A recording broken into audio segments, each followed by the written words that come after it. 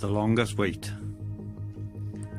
For the purpose of lighting a cigarette outdoors, a simple wooden matchstick is a most unreliable object. Some will spark into life straight away, while others will slap clean in half, leaving you with a toothpick but no flame. Even after ignition has been achieved, the user still finds himself in a precarious position, given that most matches can be blown out by the slightest of breezes. Lying exposed on the edge of a wood at the height of winter was not the ideal location for any match-related combustion. Luckily for Davor, he had remembered the petrol lighter his recently deceased father had given him, his only physical heirloom to complement the years of good memories. He would have felt considerably more at ease had his father been sat next to him, but would have to do with the others from the village instead. The brass lighter felt reassuringly heavy in the palm of his hand, and more importantly provided a tall, steady flame, but lighting the cigarette proved to be far from easy. Sometimes the wind can cause the flame to dance around, but that was not an issue, with a cupped hand to protect it. An abundance of nervous energy and a healthy dose of pure fear caused Davor's hands to tremble, although he would claim if challenged that it was due to the low temperature. No sooner had he taken the first drag of carcinogenic smoke deep into his lungs when he found himself on the end of a scolding from an elder of the group, a makeshift, self-appointed officer. The glowing end of the cigarette was a dead giveaway in the failing light and could give the enemy a heads up on the location of the line of defence. Davor should have known better and extinguished it immediately. Smoke had been rising from the neighbouring village for a few hours, at least, so they all knew the Germans would be arriving soon. Ever since the invasion of Czechoslovakia, Davor's village had seen thousands fleeing the fighting, but many had brought horror stories of Nazi atrocities and excesses.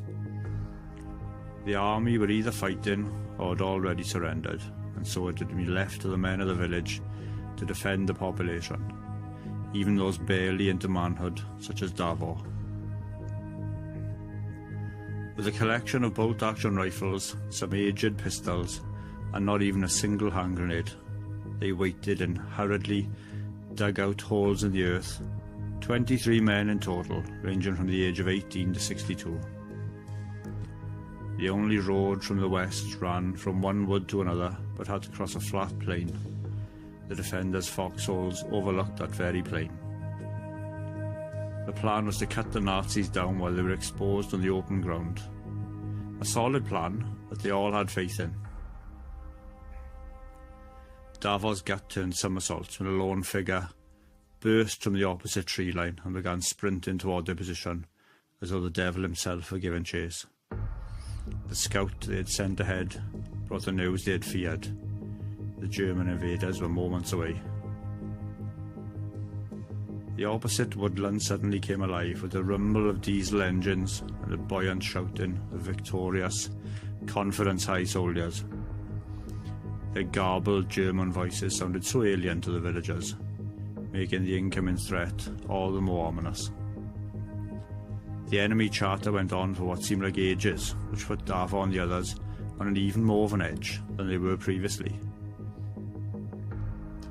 The loosened soil of the foxhole began to shake and tumble as the whole ground rumbled underneath the poorly equipped defenders. Young and old gazed at each other in bemusement as they each took internal guesses as to what was going on. The rumbling grew in ferocity with each passing second, to such an extent that Davor could not look down his rifle sights without merely seeing a murky blur.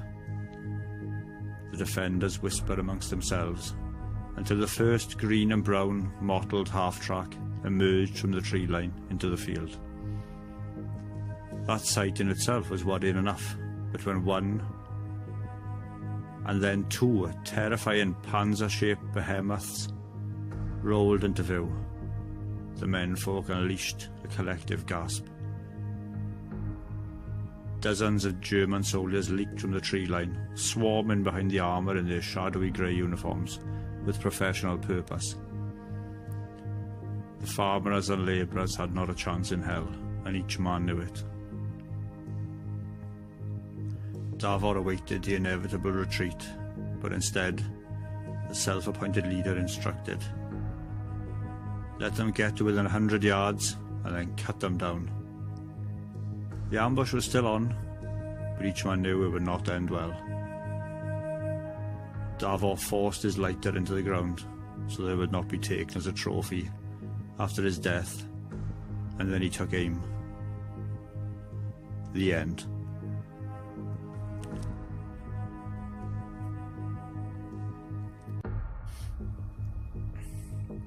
The longest wait. For the purpose of lighting a cigarette outdoors,